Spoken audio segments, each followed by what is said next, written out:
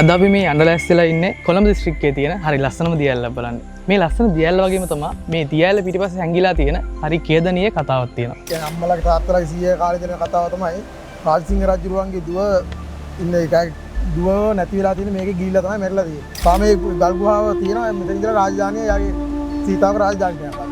දැන් අවුරුදු 20ක් 30කට ඉස්සරලා ගත්තු නිදන් වල ප්‍රතිඵල තමයි මේ තියෙන්නේ. නිදන් ඒක රජුරුවන්ගේ කාලේ දාපු නිදන් ගත්තු වලක් තමයි මේ තියෙන්නේ. 33 දෙනෙක් මැරිලා තියෙනවා. 33 දෙනාගෙන් 30ම බීලා. 3 දෙනෙක් තමයි ගහගෙන ගිහිල්ලා මැරුණේ ගෑනු ළමයි 3 දෙනෙක් යාපන යුනිවර්සිටි එකේ.